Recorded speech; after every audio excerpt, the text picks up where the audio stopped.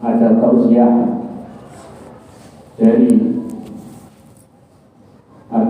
Ramadan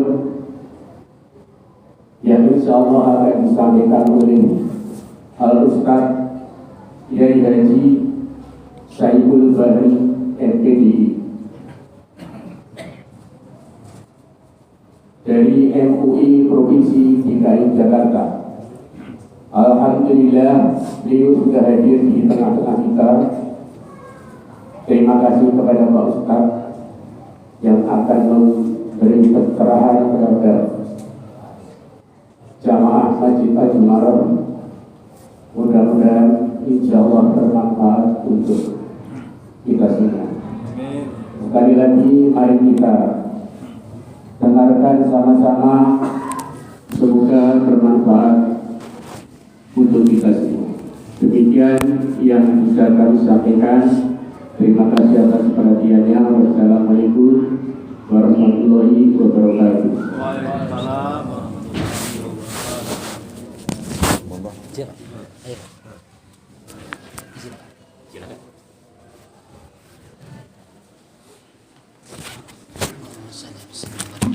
Tinggi ya.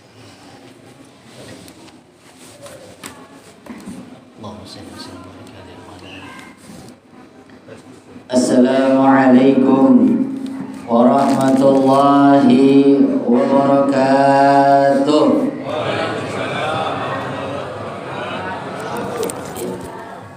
Izin Pak, foto dulu katanya buat dokumentasi. Alhamdulillah pada semangat ini Mas ya. Alhamdulillah. Sekarang kita sudah malam yang ke-9. Cuma di bulan Ramadan Pak, kita tiap malam tuh ngitungin malam keberapa. Kalau bulan Muharram enggak, ya. Bulan Safar, ya. Bulan Rajab, ya lain pas mau 27 Rajab. Bulan Sya'ban diskusi, tapi pas bulan Ramadan sudah pasti Pak. Hitung tuh malam keberapa, kedua, tiga, udah malam 20. Wah, mau lebaran ini, pulang kampung. Udah berpikirannya ke sana nih. THR gimana ya? Baju anak gimana? Baju istri itu gimana? Oleh karena itu, marilah tidak lupa. Alhamdulillahilladzi ja'ala as-sakinata fi qulubil mu'minina wal muslimin. Asyhadu an la ilaha illallah al-malikul haqqul mubin wa asyhadu anna Muhammadan abduhu wa rasuluh as-sadiqul wa'dil amin. Allahumma salli wa sallim wa karim ala sayyidina wa maulana Muhammadin wa ala alihi wa sahbihi ajma'in, amma ba'd. Terima kasih. Segala puji bagi Allah, salam bagi Rasul. Ternyata alhamdulillah ketika kita masih bisa menjalankan ibadah saum di bulan Ramadan, malamnya masih kita diizinkan oleh Allah melangkahkan kaki kita untuk ke masjid. Karena enggak sembarang orang Allah kasih hidayah untuk bisa melangkahkan kakinya ke masjid. Itu pasti. Itu udah takdir dan qadarullah. Kita nggak bisa maksa orang buat sholat, enggak. Tapi kalau Allah sudah membukakan hidayah kepada seseorang, nggak perlu disuruh, nggak perlu dipaksa, maka kakinya akan melangkahkan dengan sendirinya menuju rumah Allah untuk melaksanakan ibadah-ibadah yang Allah perintahkan. Kayak puasa ibadah yang sir, yang cuma tahu hanya dirinya dan Allah. Bener Pak? Iya. Ibadah syahadat, pertama orang masuk Islam syahadat, ada saksi, oh iya dia udah mengucap syahadat. Lalu ibadah sholat, orang tahu kalau kita melaksanakan sholat. Ibadah zakat, orang juga tahu kalau kita lagi bayar zakat. Ibadah haji, pasti tahu sekampung, ya, oh no, Pak Haji lagi berangkat. Ada ratiban, pulang kita kunjungin, dapat hadiah air zam-zam, tidak.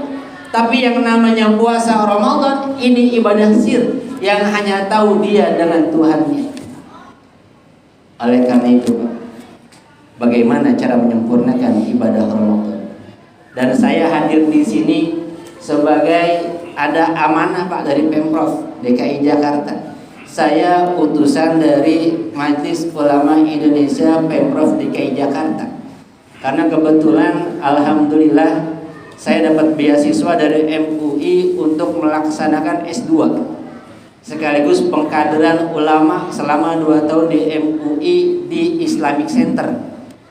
Jadi karena program itu saya suruh ngabdi Pak. Jadi kalau setiap Ramadan ini saya dari masjid ke masjid.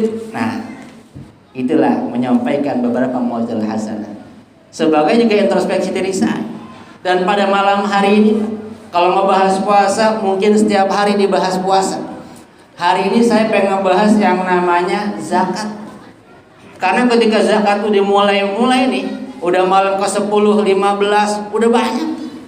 Lalu menjadi pertanyaan Pak, mendasar banget ini terkait masalah zakat. Kan kalau orang yang menerima zakat, ketika dalam surah At-Taubah berbunyi a'udzubillahi minasyaitonirrajim, innama shadaqatul lil fuqara'i wal masakin wal 'amilina 'alaiha. Allah berfirman, sesungguhnya namanya zakat itu diperuntukkan bagi orang-orang fakir, orang fuqara, masakin dan amil, dan sampai dengan akhir yang 8 asnaf. Nah, saya ingin ngebahas setiap masjid, musola, bahkan lembaga pendidikan yang ada di kita, mereka membuat yang namanya panitia zakat. Menjadi pertanyaan kita, Pak, apakah panitia zakat ini disebut dengan amil? Lalu kalau panitia zakat ini bukan amil, gimana nih status zakat kita? Menjadi pertanyaan mendasar. Karena ketika ini tidak sesuai dengan syariah, maka nanti takutnya zakat orang yang muzaki, orang yang sudah berzakat, nggak dianggap sebagai zakat sehingga menjadi hutang zakat muzaki tersebut. Bahkan panitianya dosa, muzakinya juga dosa. Kenapa? Nggak tersampaikan sesuai dengan syariah. Ma'asyiral muslimin rahimakumullah. Maka di sini saya membawakan tentang zakat. Maka dalam kitab tafsir Al-Qurtubi mengatakan, apa sih yang dimaksud dengan amil? Beliau mengatakan dalam tafsirnya, wal 'amilina 'alaiha ya'ni alladziina yab'athuhumul imama li tahsiliz zakati wa tawzi'iha 'alal mustahiqqin. Kata Imam Al-Qurtubi mengatakan, yang dimaksud dengan amil adalah orang-orang yang diutus oleh imam, yaitu pemimpin, untuk mengumpulkan dan mendistribusikan zakat kepada yang berhak.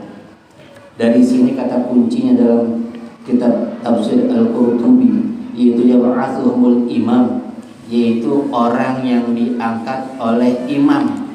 Kalau bahasa kita ada SK-nya, Pak. Lalu dalam kitab yang lain pula, dalam kitab Fathul Qarib yang masih dibahas di pondok-pondok, disebutkan apa itu amil. Yang disebut dengan amil, ma yusta'maluhul imamu ala jibayatiz zakati wa tafriqiha, yang artinya amil itu adalah orang yang dipekerjakan oleh imam, pemimpin, untuk mengambil dan membagikan zakat kepada yang berhak. Lalu dalam kitab Fathul Mu'in dikatakan orang yang diutus oleh penguasa, oleh pemimpin untuk menghimpun dan mendistribusikan zakat. Dari 3 kitab ini, Pak, dapat kita simpulkan bahwa yang dinamakan amil adalah kata kuncinya istimal imam, yaitu amil yang diangkat oleh imam. Sedangkan di Indonesia, Pak, kata pemimpin ini yang tertinggi di negara Republik Indonesia adalah presiden.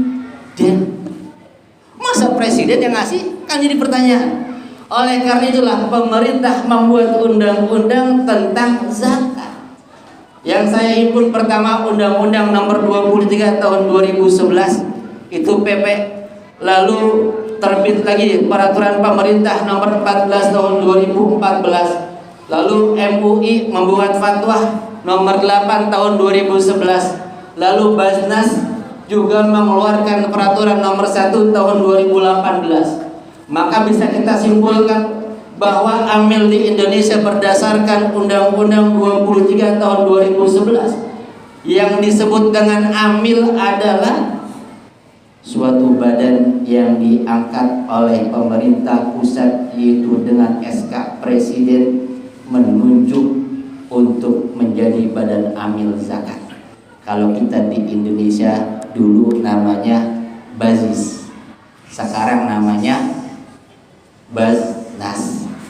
Itu mulai dari tingkat negara nasional, lalu tingkat provinsi, tingkat wilayah, tingkat kota, sampai yang terkecil tingkat masjid.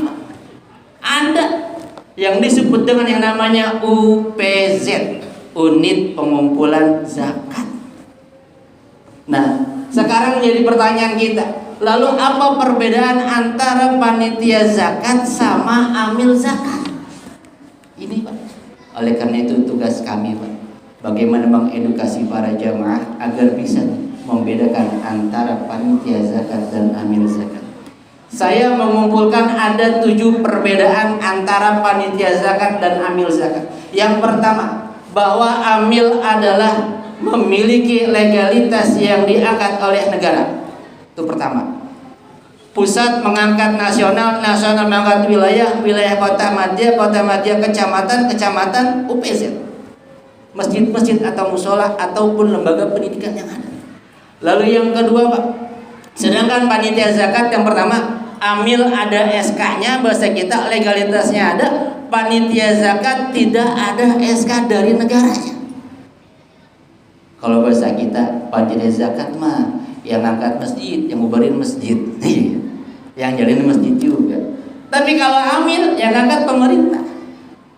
Lalu yang kedua perbedaannya, amil sebagai pengganti mustahik, sedangkan panitia zakat pengganti muzaki.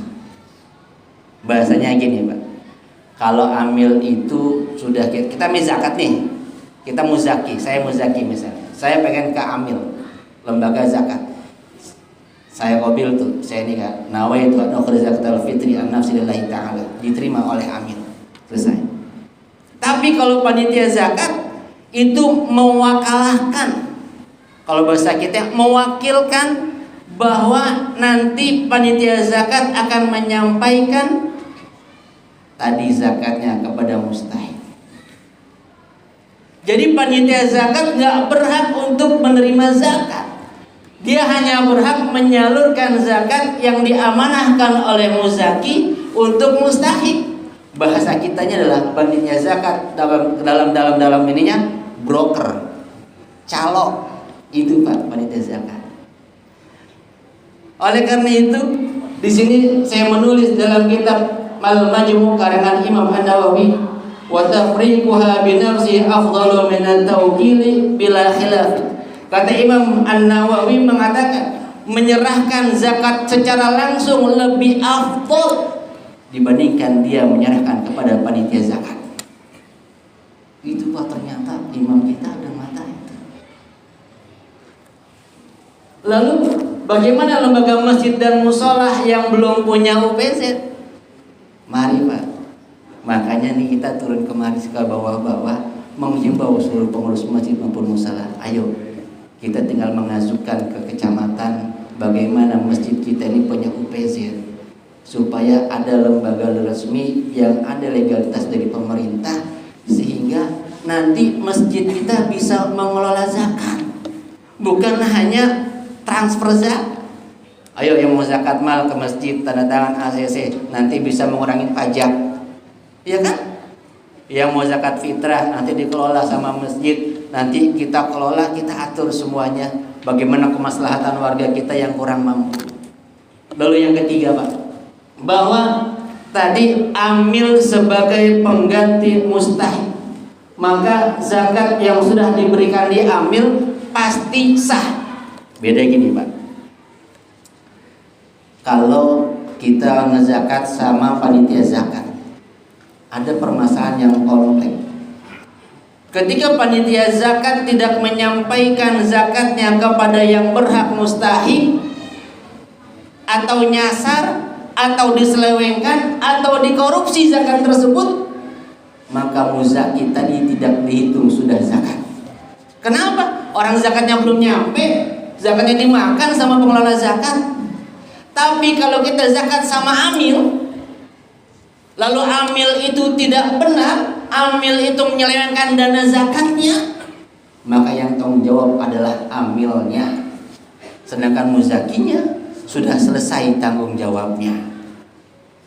Tapi kalau tadi perhatian zakat, kesian muzakinya Pak, udah ngeluarin duit dia buat zakat, zakatnya nggak nyampe ke yang nerima. Akhirnya zakat yang nggak diterima, panitianya dosa, yang zakat juga dosa. Berat Pak jadi panitia zakat. Lalu selanjutnya yang keempat, karena zakat ini muzaki sudah dianggap sah dan diserahkan pada amil, maka muzaki tidak wajib mengganti tadi. Selesai urusannya. Urusan amil tanggung jawab sama Allah, tanggung jawab sama pemerintah, selesai. Bahkan di sini disebut dalam Ibnu Hajar Al-Haytami mengatakan, "Idza addal muzakki ilal amil bari'u in asa'at tarwini." Kata beliau, jika muzakki menyerahkan zakat kepada amil, maka kewajibannya gugur walaupun amil salah dalam pendistribusiannya. Amil salah nih, ngasih bahwa ke janda, janda kaya, nggak berhak terima Pak, walaupun dia janda. Yatim kaya, nggak berhak terima.